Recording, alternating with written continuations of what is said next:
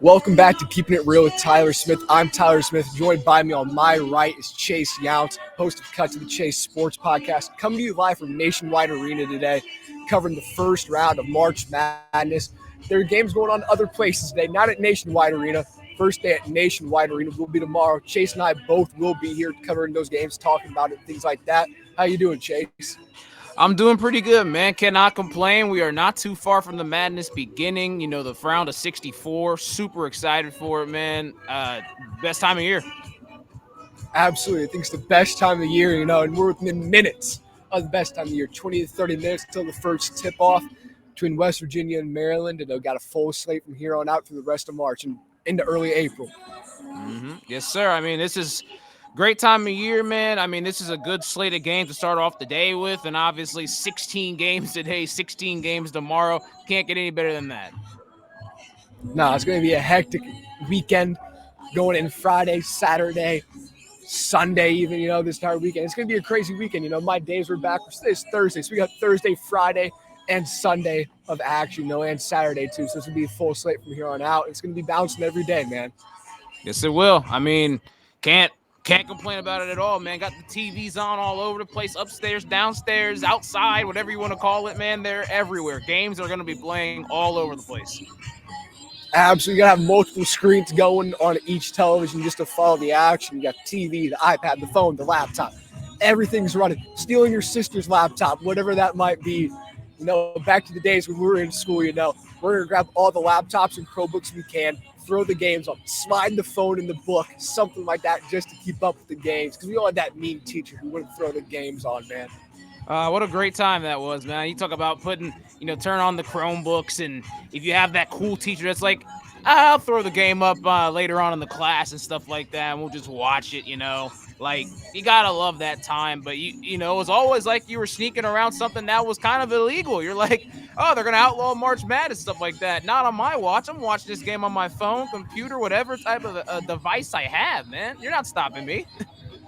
Absolutely no. I remember the days I'd get in the back of the classroom. I'd have 3 laptops going, 3 with the game on, 1 with my work on it. And I'm just sitting there trying to be on my best behavior. Like, please, Mr. So-and-so, Mrs. So-and-so, let me watch the game. I'll be a good student, I promise. And then sometimes they throw the game on, like you mentioned. It's heaven. It's the closest thing to heaven I think there is from a youth perspective in sports. Yes, it is, man. You just tell your teacher, I'm like, hey, I actually work better in this environment when I have 2 basketball games going on at one time to see if my bracket's going to work, and I kind of work under these high-stress situations. I don't know. It's just me. You haven't seen it before. Absolutely. However you can swing it to get those games on, that's all that matters. As long as you got the game on, that was the common goal of every kid our age back then. Definitely was, man. Still is right now. I'm not going to lie. Absolutely, cut and work. March Madness, that work mode, if you remember watching the March Madness site. Just everybody knows these are like the 3 or 4 most least productive days of the work calendar just because of March and its madness. Yep, Thursday, Friday, another Thursday, Friday. What more can you ask for? Absolutely. We got a full slate. We're going to jump into it here. The first game tipping off at 12:15. I'm on my phone here, going mobile, running with some notes here. We got West Virginia, Maryland. West Virginia's actually favored as the 9 seed coming into this one. I think they're favored by 2 to 3 points. They're the 9 seed taking on the 8 seed Maryland. 12-15. How do you feel about this one, Chase? Well, I'm excited for this one because Jim Nantz is going to be on the call. It's his last ever March Madness run he's got going on. This is a great 8 versus 9 matchup. West Virginia playing in the tough Big 12, so their record might be a bit deceiving, but they are going to get out and they're going to pressure you. Eric Stevenson averaging 15.5 points a game, shooting 43% from the field. Be a very interesting matchup to see what him versus Jameer Young will be able to do. Averages 16 points a game for the Terrapins. Very excited to see this game. Whoever wins this, I think they're going to give Bama a pretty good run for their money on Saturday. Absolutely. I think I really like West Virginia in this one. I like Stevenson. But I think the real test here is going to be West Virginia's defense, press Virginia as we all know it. But I think the rebounding battle is going to be big in this one. Trey Mitchell for West Virginia, power forward kind of guy. I think he has to hit the glass hard today. He only averages about 5.5 a game. If you can see him get upwards maybe 8 rebounds today, And then also just the West Virginia team rebound the basketball well today. I think West Virginia is in a great spot, especially because Maryland struggles on the road. Yes, this is a neutral site game, but they're not in Maryland anymore, and I think that's going to be what shoots them in the foot in this tournament. Most definitely, man. Defense travels, and that's what Bob Huggins and them guys preach over there in Morgantown, West Virginia. And that's just, that's one thing that's got to travel in March as well. And I think West Virginia is going to be able to do it for this game. Absolutely. I think I'm taking West Virginia in this one. Who are you going to take in this one? I'm going to ride with you on there. West Virginia, the Mountaineers are going to climb to the top and win this game, move on to the next round. Absolutely. And then we got the next one, 13 versus 4. You got Furman taking on Virginia. This game feels very much like a trap game for Virginia, at least in my idea. How do you feel about that? Yeah, I can see this as a trap game for sure. I mean, obviously, like Virginia has been very susceptible in playing trap games. Obviously, the biggest upset of all time in March Madness that they were involved in. I mean, they're not a 1 seed right now, so they're not playing a 16, so that's good for them. But just the way that Virginia plays, I think, is why it's a trap game. They play so slow, very slow tempo pace. They value their possessions and all, but if you really speed up their system and get them out of rhythm, then they're a team that could get blown out, So I think that's what kind of worries me about Virginia and Furman. I mean, 27-7. They're only, Virginia's only favored by 5.5 points in this game. So this is going to be a very interesting matchup for sure. Definitely. I really like Furman to win this one. I think it's going to be an upset here. And I like Furman because of Mike Bothwell, the guard out of Furman. I really like him to kind of push the tempo in this one as well. Furman, they play with a pretty decent pace. Nothing crazy in the top of the nation or anything like that, but definitely a more pacey offense compared to Virginia. And I think that's going to get Virginia out of their stride. And I think elite guard play with Bothwell, Mike Bothwell, is going to kind of dominate this game. A guy who nearly averaged 19, 20 points a game, about 18 and a half, if I remember correctly.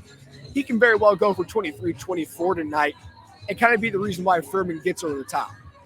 Yes, sir. I mean, I've been going back and forth this game so much, man. I'm like, dude, do I really want to pick Furman and all that and have a, not really foreshadow, but have a 12-13 matchup in, the second round? But I'm going to have to go with Virginia here. I think their experience is going to kind of prevail them barely in this game. But I think it's still going to be a fantastic battle. Yeah, I think it'll be a great battle through and through, down to the wire, more or less, But I really like Furman. I like Furman in March. I like elite guard play. That's my personal take. I really like elite guard play, and I think Furman's got that, and I think they're going to do it here and get the upset over Virginia. Yeah, I mean, I don't disagree at all. I mean, well, in my pick, I disagree, but it's just like I think it'll be a very, very close game. I can see it going either way. I just want to, I think I'm going to ride Virginia on this one. It's going to be very, very close and narrow. Absolutely splitting hairs here. I can see it both ways. And now we're going on to the next one here. We got Utah State, the 10 seed, taking on Missouri, the 7 seed. What are your instant reactions with this one? I will not lie. I have not watched both teams play all season. This is a very interesting matchup, 26-8 versus 24-9. The spread is super close. Utah State's favored by 1 right now. The best players on this team scoring wise, Stephen Ashworth for Utah State, and then Kobe Brown for Missouri. Both get buckets. Both are very good guards, and also I'm just interested to see what happens there. This is kind of one of those toss-up pick'em games for me. So I think I went with Missouri in this one, but like I said, it can go 50-50 either way. Absolutely. I think depending on the bracket is how it looks for me. I feel like I'm 50-50 with this game. And ESPN matchup predictor has Utah State favored by 60% on the analytical side of things. And I think what this one comes down to is free throw shooting in the end. Games like this that are really tight often are decided by the free throw shooting at the charity stripe, as you may call it.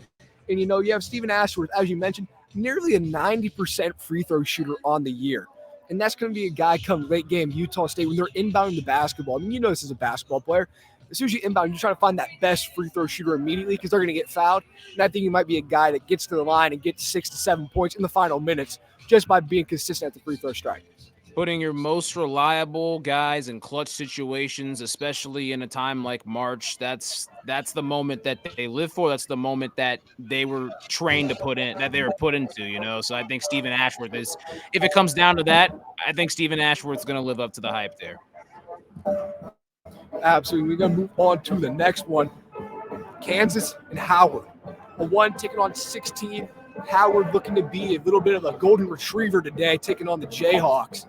This one, Kansas is heavily favored, but you brought up an interesting story. No Bill Self today. How does that change your ideas about this one?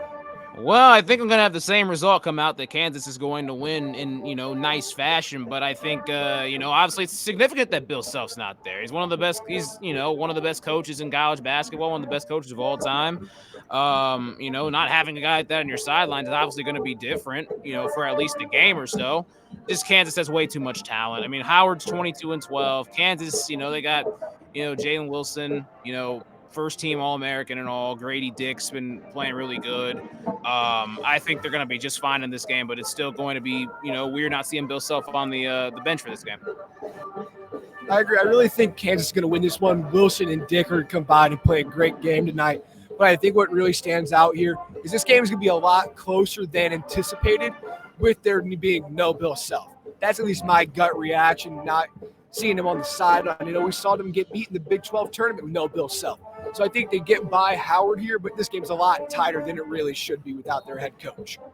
I agree. I think, there's obviously going to be some growing pains they got to go through. They've obviously went through a couple of games in that Big 12 tournament without him, but this is still a different animal in March Madness. This team, a couple of guys have obviously played on the national championship team overall, but I mean, it'll be a little closer than what people expect, I would say.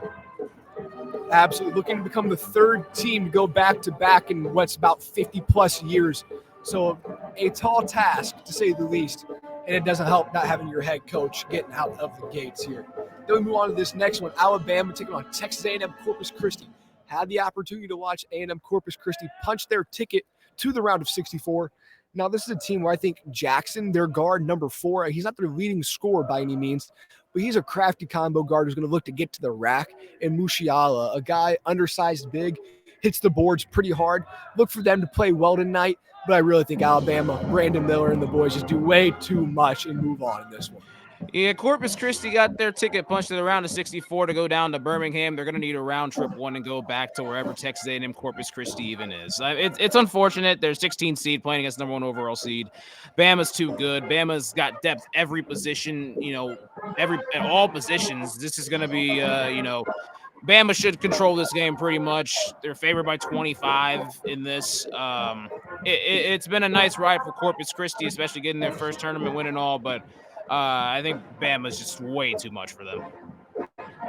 Absolutely, I agree with you on that one. Then we're going to bounce to this next game, a more interesting one. We had a couple very easy picks there. We're on a little bit of a streak. This one gets a little bit more dicey now. San Diego State, Charleston. Charleston, probably the most balanced team in the nation, taking on San Diego State, who's a 5 seed, a team that really likes to hit the boards hard. What do you think about this one? When you say 5 versus 12 matchups when it comes to March Madness brackets, this is exactly what I'm talking about. I have Charleston winning this game. They're 31-3. No slack to San Diego State, who's 27-6, but they play different paces. Charleston, the balanced scoring, anybody can go off at any night. They're consistent. I think that's just, going to prevail in this game. It's going to be too much for San Diego State. I got Charleston winning and moving on to the second round. It's going to be a tough one. You bring up the battle of paces. We've talked about that a lot. If you can get a team playing a different style than they are accustomed to, it causes a lot of issues. I think this one's a tight game. I think it's a very tight game. I love Charleston in the previous brackets when they made the tournament. I just don't like this matchup for Charleston personally. I can see how they upset San Diego State and move on and make a run.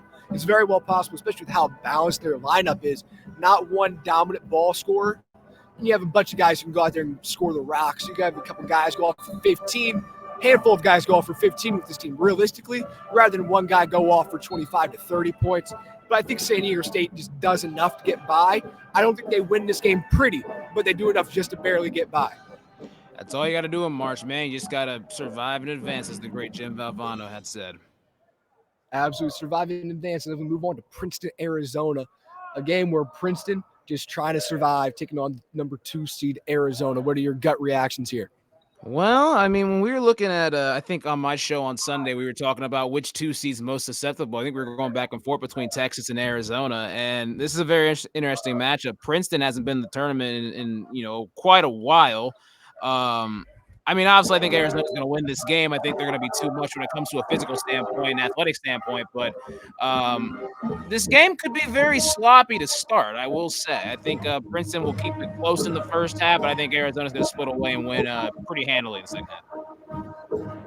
Absolutely. I kind of echo those same sentiments as you guys might have not heard. Chase cut out a little bit there.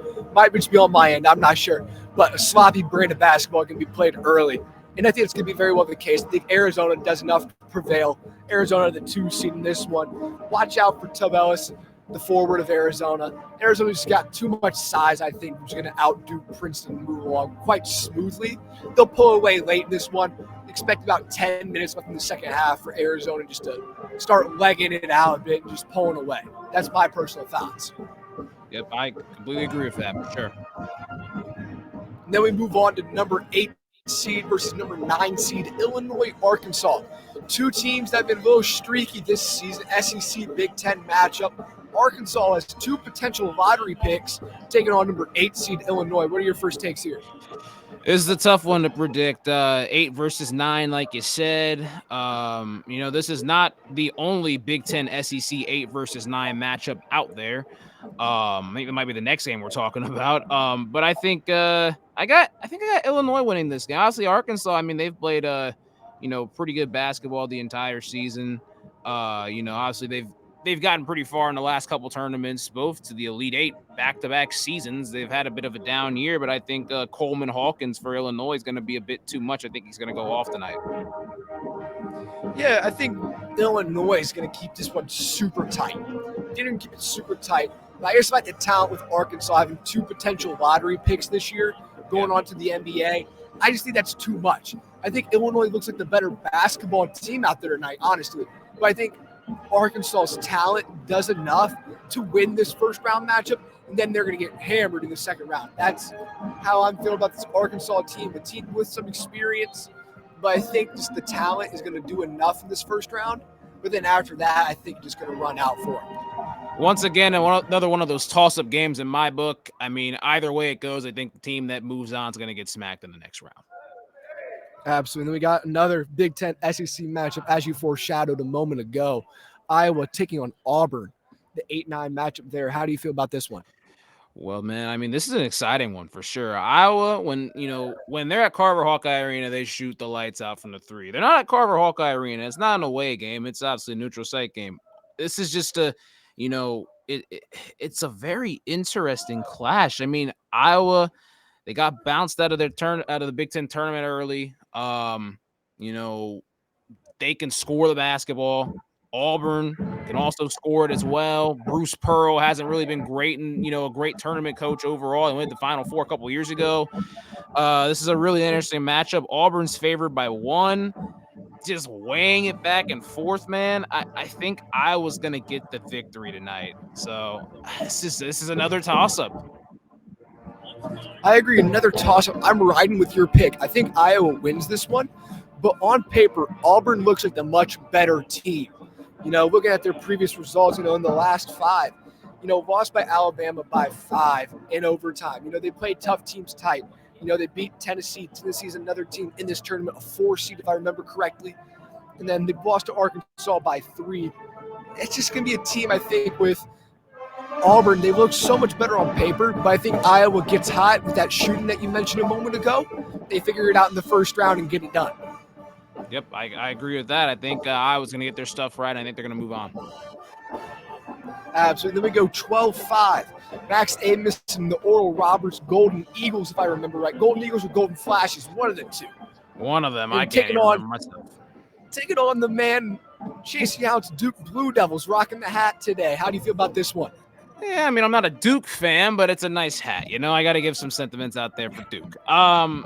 I think Duke's going to win this game. It's going to be a very, very entertaining matchup. I think it's going to be one of the best games of the entire day. I can't wait to watch this game. 7:10 CBS right after everyone's done eating dinner. They can just sit down, watch this game all the way through on Channel 7. So I cannot wait for it.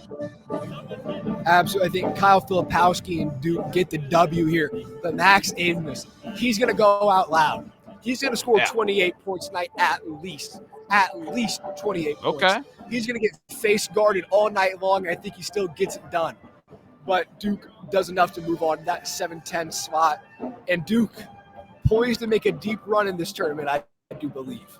Now, let me add this, all right? So this is going to be very interesting matchup-wise, all right? It's another big man matchup. Connor Vanover averages 12.9 points a game, 7.2 rebounds. He's 7'5". He's not Zach Edey, but he's 7'5". Duke's got two guys that are over 7 foot. Kyle Filipowski, Derek Lively. This is going to be a battle of the big men inside, and Asmus is obviously going to have a lot to say about that on the outside when it comes to scoring at some of those younger guards for Duke. So this is going to be a fantastic matchup. Absolutely. Oral Roberts, 7'5" center. Don't you know, if you know this, he can shoot the tray. He will stretch that court, and it's tough for any 7-footer to guard another 7-footer at the 3-point line, you know? It's going to open up the floor for Asmus to get to the hole too as well. It's going to be a very fun game to watch. Cannot wait for it. Cannot. Then we move on to the next one, Texas Colgate. This is a Colgate team years ago, you know, when they were in the tournament. I like Colgate to win. I like Colgate to win their games because they run like a very up-tempo, 7-second-esque offense, lots of three-pointers coming out of there. I think they're in the Patriot Conference for some reason. That I think so. Piques my interest. But I remember a year back in the COVID year, they won their conference tournament, and then they were dominant with the three ball. This Colgate team's eerily similar, but I think they run up against a Texas team who's been battle-tested, been through a lot of adversity with Chris Beard leaving the program for a plethora of reasons. And I think Texas does enough to get past Colgate. And this Texas team is either going to get bounced in the Sweet 16 or they are poised for a Final Four national title run, I think. Preach all what you're saying right there. I think that's the same thing for Texas. They're a veteran team. They got a bunch of guys that are seniors, fifth-year seniors. They're battle tested, like you said. It's either they're going to fall short of all expectations or they're just bound and determined to get to Houston. I could not agree with that more. Absolutely. Then we got the 10-7 Boise State taking on Northwestern. Once again, toss-up, really. You know, taking a look here, Northwestern favored by 1.5, but really 1.5 doesn't mean much. But I still like Northwestern. They have the Big Ten Coach of the Year. A talented Northwestern squad does enough to win the first round, the round of 64. What are your takes? Yeah, I agree with that. I think Northwestern, obviously, they got bounced in their, in their tournament last week in their first game. So I think they're going to come out with some fire overall. I just like Northwestern in this one. They got a bunch of talent and a bunch of grit on their team. And, I don't think their season's going to end, on Thursday night. So it's going to be very interesting to see. Absolutely. I think getting down towards the final games on this Thursday night slate, Northern Kentucky, Houston, the Norse of Northern Kentucky, taking on the Cougars of Houston. Houston just gets on here. No question about it. Houston's going to move on. Oh, yeah, no doubt. Houston's just too good. They're just going to, run the floor, play suffocating defense, and it's not going to be as close. It's not going to be, anywhere close to what, like, people are like, oh, it's a 16 versus 1. Houston's only favored by 18 points. Houston's winning this game by like 25 to 30. Absolutely. Moving on to the next one, 13 seed Louisiana Raging Cajuns taking on the Volunteers of Tennessee. Tennessee, don't know if you know this, the line shifted quite a bit. Tennessee's favored by 11 now. This one opened up about 6, I think, if I remember, early in the week. 5 more points towards Tennessee, putting up to 11. What do you think here? Well, let's add a little spice to that matchup, man. Raging Cajun action. I think the Raging Cajuns are going to actually end up upsetting the Volunteers. That's what I stuck with on my bracket before. I don't think Tennessee's really that legit now. I mean, obviously they had some injuries to deal with and all, but I think the Raging Cajuns are going to win this thing. So I don't really have much more to say. I haven't watched them play a whole lot. I haven't watched Tennessee play a whole lot. I just like this 4 versus 13 upset here. Absolutely. We've been talking about it all week. This is one of my big upset picks I took on your show, earlier on this week. And I like Jordan Brown, a guy who's averaged 19.5 points per game this season. I think he goes off in a big spot here and leads the Raging Cajuns to a win with about 25 points tonight. Yeah, I could definitely see it happen. I think they got enough that they're very well equipped to make this upset and move on to the next round. Absolutely. We go 10 seed, 7 seed, Big Ten versus the SEC. Penn State taking on Texas A&M. That's the real Texas A&M, the Aggies of Texas A&M, not the Corpus Christi Islanders.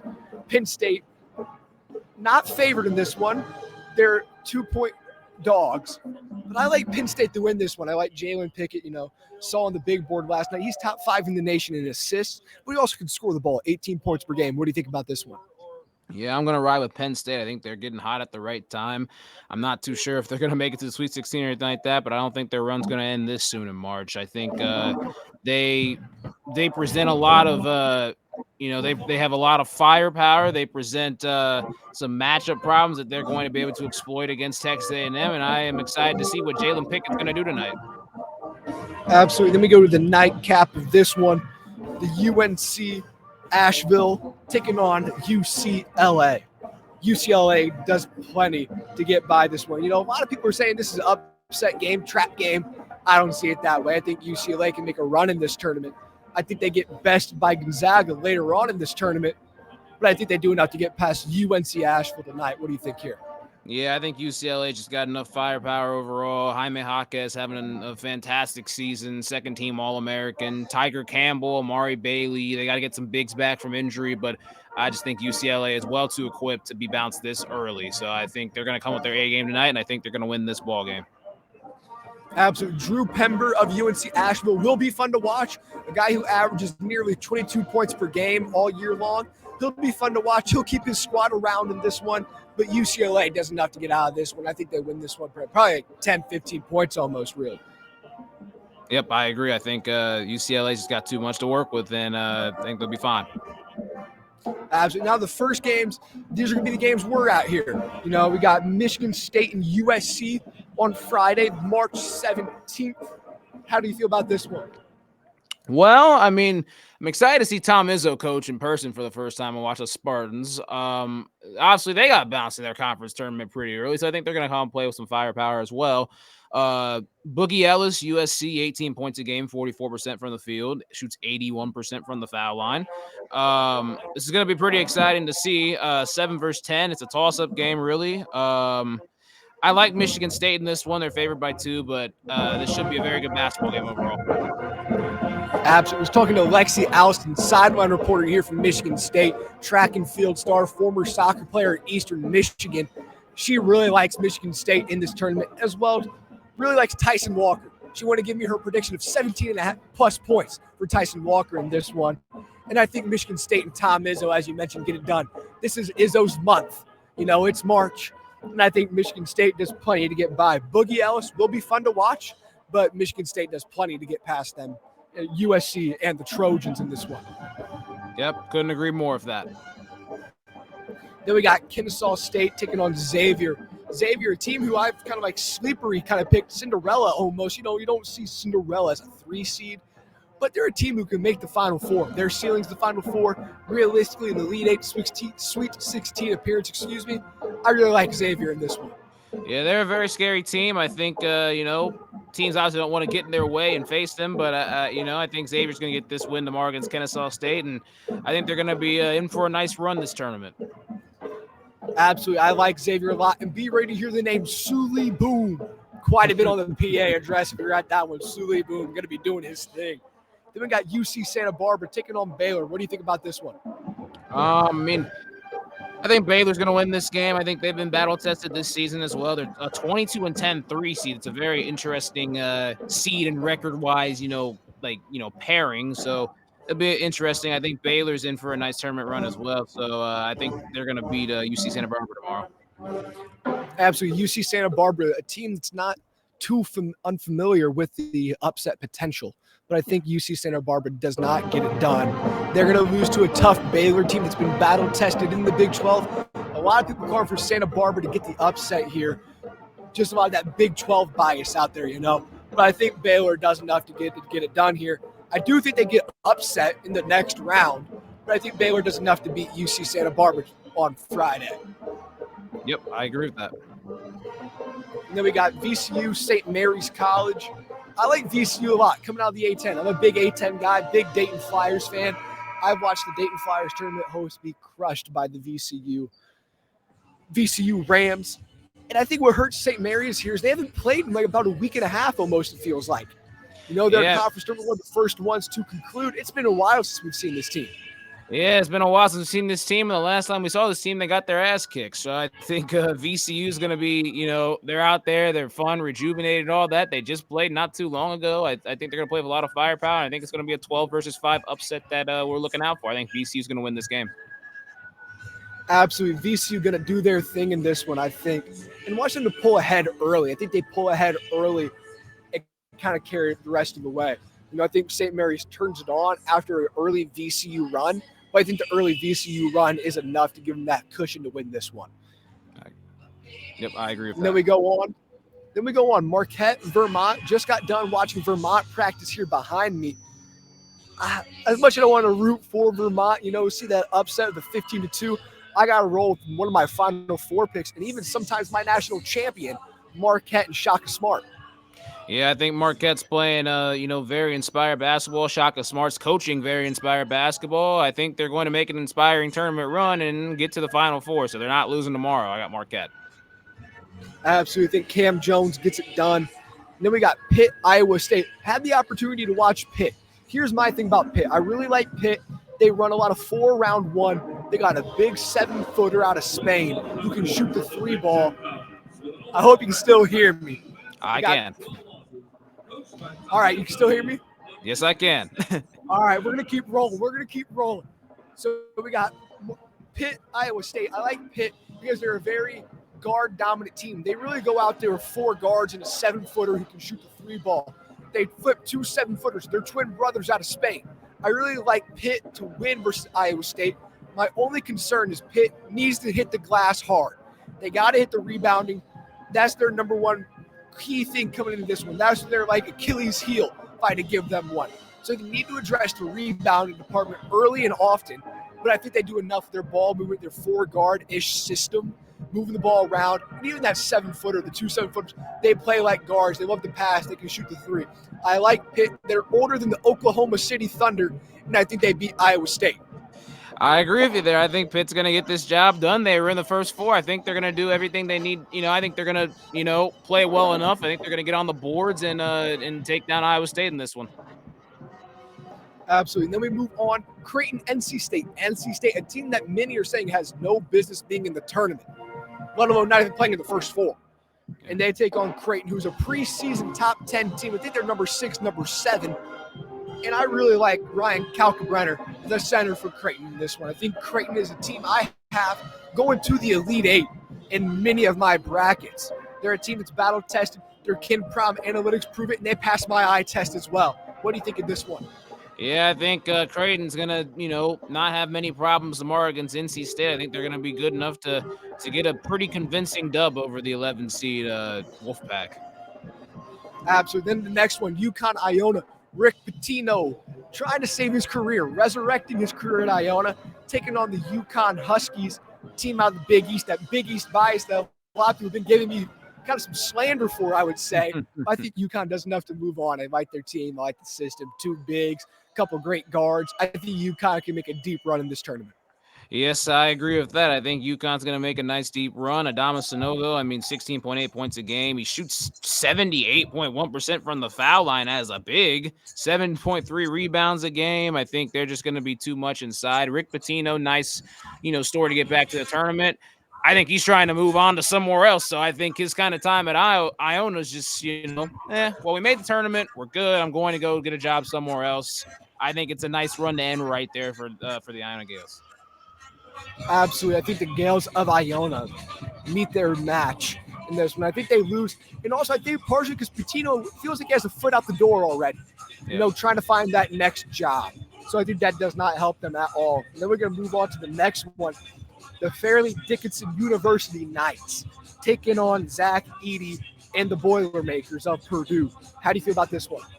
Well, a stat came out that Fairleigh Dickinson's one of the shortest teams in the country, 6'4" average, and Zach Edey's 7'4". So, we're going to see how David versus Goliath plays tomorrow. I think Purdue's going to get a convincing win, but, I still think Fairleigh Dickinson's going to be a fun team to watch tomorrow. I think they're going to play with a lot of heart, a lot of pride.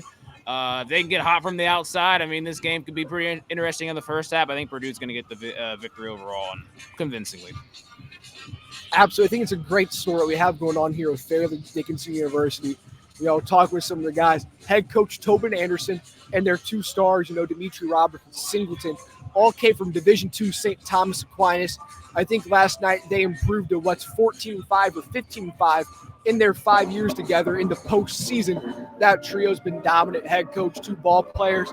And I really like Dimitri Roberts and Ansley Alomore in this one. Ansley Alomore is a guy who plays the 5. He's like 6'6" tops, 6'7" tops. He might give Zach Edey trouble in this one, forcing Edey to come out of the paint and shoot the 3. Dimitri Roberts, an undersized guard, 5'8".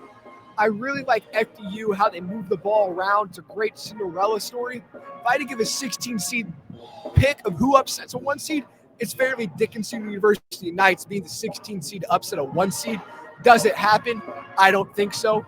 But as you mentioned, you see a team go out there, play with a lot of heart, a lot of grit and tenacity, trying to do their thing against the Purdue team. But I think Zach Edey being 7'4", 305 pounds, compared to the next tallest guy, their center, Almanor, who's 6'7", 6'5", pushing it. I think he does way too much. Zach Edey does. I think they win this one. Yeah, I think size matters in this one, so I think we're just going to go Purdue on that. Absolutely. Then we got Providence, Kentucky. This one's going to be fun. I love Oscar Tshiebwe, former player of the year, taking on Providence. And Providence, a little matchup here, catching up with your ex-girlfriend almost, one would say, with Bryce Hopkins, the leading scorer of Providence, meeting his former team, Kentucky, where he's not spoken very highly of. We talked about how he felt like a robot playing at Kentucky and things like that. What do you think in this one? Yeah, I mean, it's I think Bryce Hopkins knows a lot about Kentucky, but I think Kentucky knows a little bit too much about Bryce Hopkins. I think Kentucky's going to get the victory. It's it's a very parallel matchup of 21-11 versus 21-11, but I think Kentucky will get this victory. It's going to be a very interesting game to watch. Absolutely. I like Kentucky to move on here. I think Oscar Tshiebwe, former player of the year, is just too much for Providence to handle. And then we go Drake, Miami, 12 versus 5. What are your first takes here? Well, it's a 5-12 matchup. I mean, Drake won their conference pretty convincingly. I've kind of flipped back and forth with this one. I think Miami will get the victory, but I think it'll be very, very close. Only favored by 2, actually, in this 5-12 matchup. But I think Miami will narrowly get the victory. Absolutely. This is a Miami team a lot of people are actually saying could make a deep run in this tournament, but they got to get by Drake first. Drake is no slouch. Watch out for Tucker DeVries. Sorry, I moved my phone too early in my notes here. Tucker DeVries, a guy who averages about 20 points a game. We talk about these smaller schools, these mid-majors with dominant guards, dominant ball-scoring forwards. And this Drake team has that. It's a recipe. Smells like upset, but I think Miami and their size does enough to get by here. I agree with that. They're going to crash the boards pretty well, and I think they're going to, dominate everything inside. So I think Miami's going to move on in this one. Absolutely. The co-ACC champs move on. Then we got Grand Canyon University taking on Gonzaga. There's been a tweet flying around. It's got a lot of views. Somebody went on the Wikipedia page and updated Gonzaga saying that they lost to Grand Canyon University. That's been catching some steam. People saying the script's been leaked. I don't think so. I think Gonzaga, the number 1 scoring offense in the country, has plenty to get by Grand Canyon University.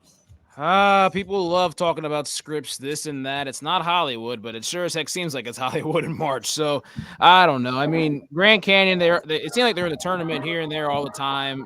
Pretty consistent when it comes to that. But Gonzaga has been there for like 25 years in a row, wherever it's been. I think Gonzaga's going to win this game pretty handily. Absolutely. I think Gonzaga moves on handily.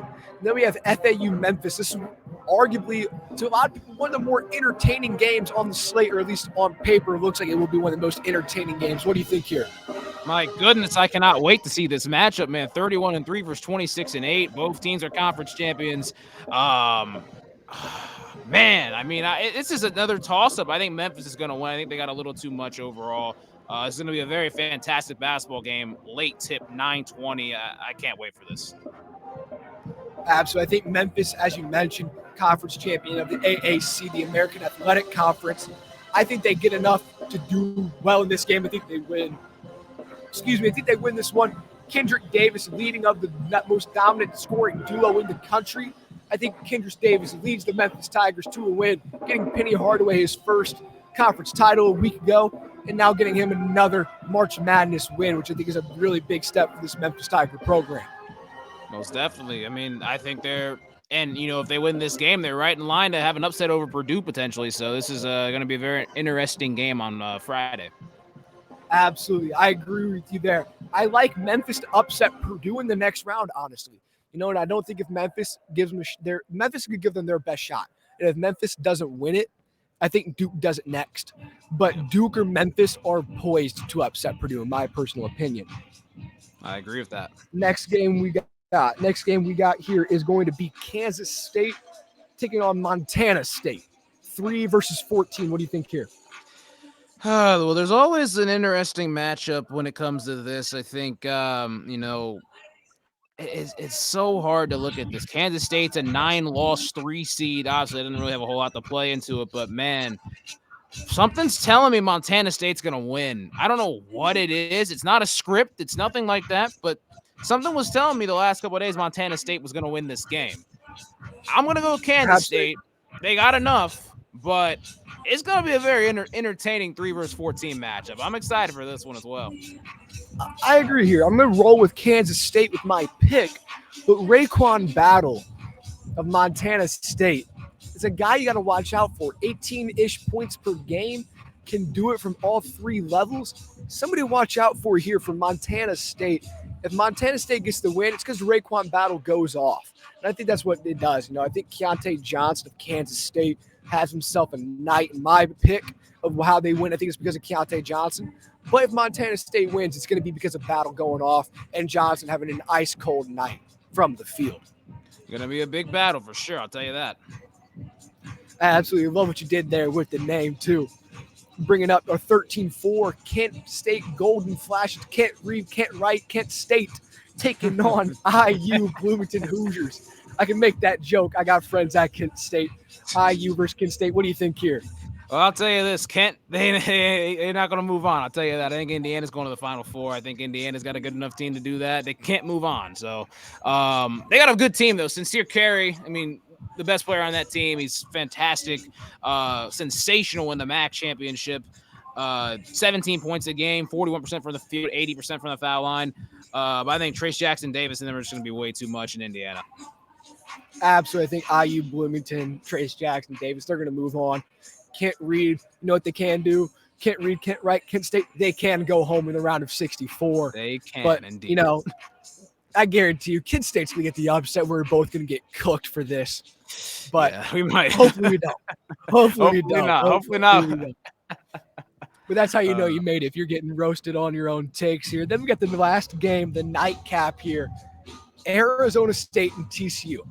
Let me tell you, this Arizona State team, red hot.